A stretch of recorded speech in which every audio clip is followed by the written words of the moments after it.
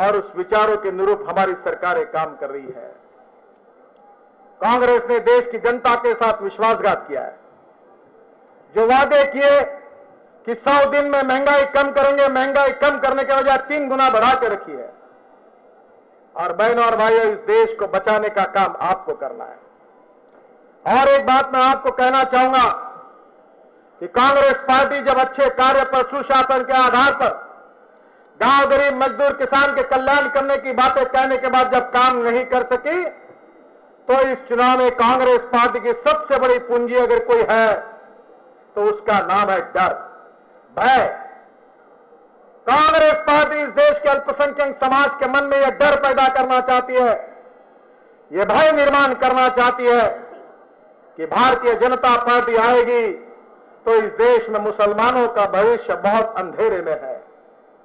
अल्पसंख्यकों का जीवन जो है वह सुरक्षित है, और जातिवाद की और सांप्रदायिकता का जहर घोलकर अल्पसंख्यक और पिछड़े समाज को गलत दिशा देकर वोट बैंक पॉलिटिक्स के लिए इसका उपयोग करना चाहती है।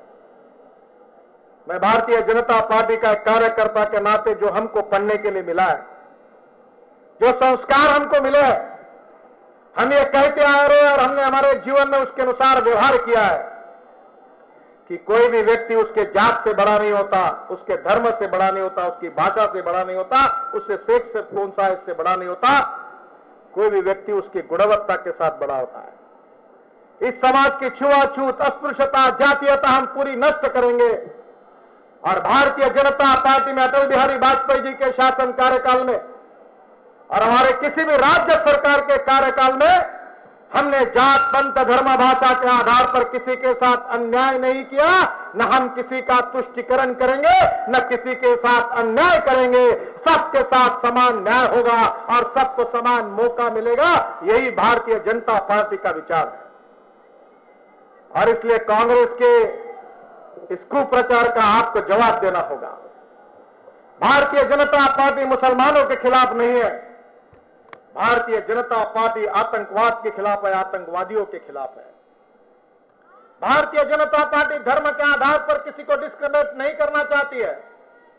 जात, पंथ, धर्म, भाषा के आधार पर सबके साथ समान न्याय होगा, यही भारतीय जनता पार्टी का विचार है। पर इसमें हम कब यशस्वी हो गए?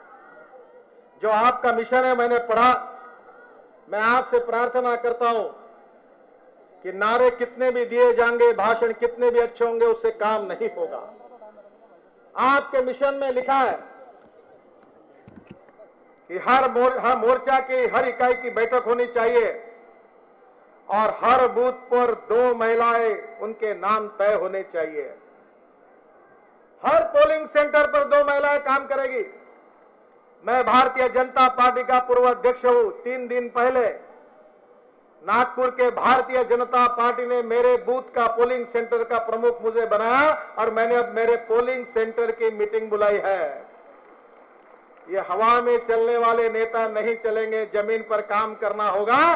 कार्यकर्ताओं को मिलकर घर घर जाकर होना, दिल को दिल जोड़ना होगा और अपनी बात प्रभावी रूप से कहनी होगी। तब जो लोग हमारे नहीं है हमारे साथ जुड़ेंगे। अगर हम उनके पास जाएंगे नहीं, हमारा विचार, हमारा कार्यक्रम, हमने सही किया हुआ कार्य, हमारे नेताओं ने किया हुआ कार्य अगर प्रभावी रूप से जनता के पास नहीं जाएगा तो लोग फिर गलतफहमी के शिकार बनेंगे और हमको वोट नहीं देंगे तो देश का नुकसान होगा। मैं अक्सर एक बात कहता हूं कि image versus reality and ground reality versus perception, ये हमारे पीछे लगा हुआ है। लोग हमको विलन के रूप में दिखाना चाहते हैं। एक सेक्शन ऑफ मीडिया हमारे पीछे दुष्प्रचार कर रही है। शायद कुछ लोगों से सुपारी लेकर बार बार भारतीय जनता पार्टी को जातिवादी, सांप्रदायिक ठप्पे लगा रही है। हम ऐसे नहीं है। हमारी सच्चाई यह है कि हमने किसी के साथ अन्याय नहीं किया, किसी के साथ अत्याचार नहीं किया। हम जात, पंथ, धर्म, भाषा बोलने वाले सबको समान अधिकार देंगे और विकास का समान मौका देंगे। यही हमारे विचारों का आत्मा है।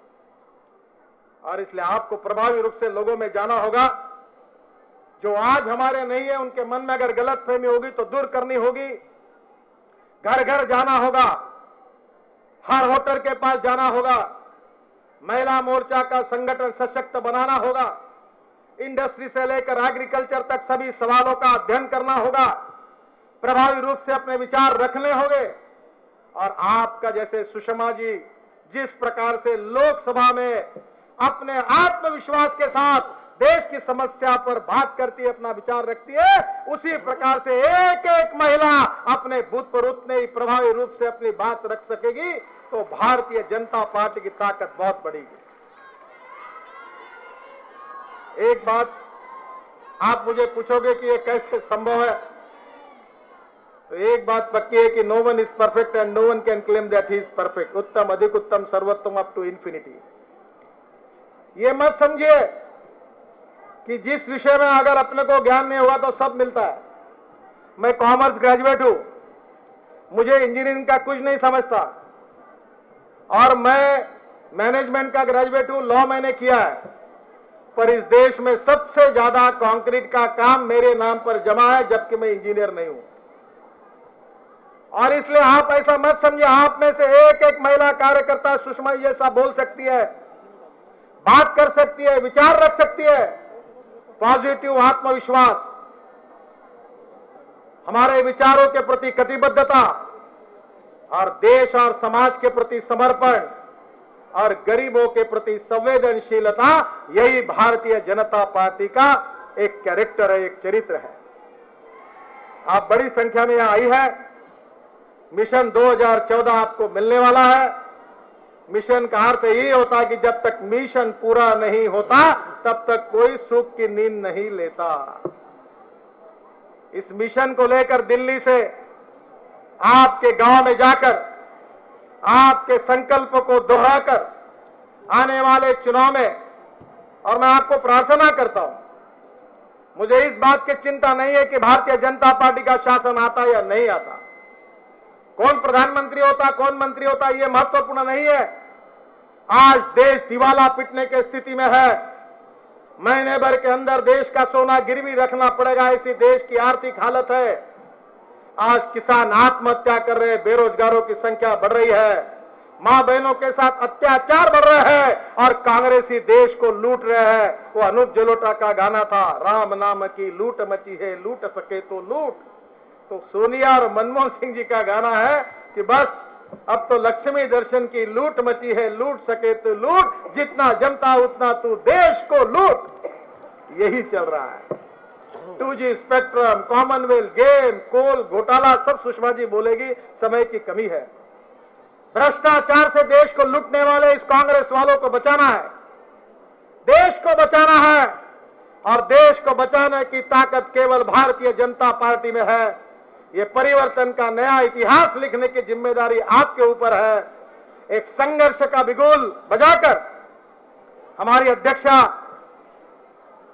जिसने विशेष रूप से अपने भाषण में बहुत अच्छे तरीके से कहा है, सरोज जी ने आपको ये मिशन दिया है, इस मिशन को लेकर अपने गांव में जाकर ये परिवर्तन करने का संकल्प करके इस मिशन के साथ पूरी ताकत के साथ आप जुट जाइए, परिवर्तन करिए और फिर दिल्ली आइए। जिस दिन भारतीय जनता पार्टी का नेता लाल किले पर तिरंगा फहराएगा, तब उस दिन जरूर दिल्ली आइए। वो दिन अब दूर नहीं है, जीत निश्चित है और आपको संकल्प करके जाना है। और इस जीत के सही में कोई जीत ला सकते हैं तो आप जैसे कार्यकर्ता ला सकते हैं। उसी संकल्प को लेकर आप जाइए, यही आपसे प्रार्थना है। बहुत बहुत धन्यवाद। भारत माता की, भारत माता की, भारत माता की। धन्यवाद।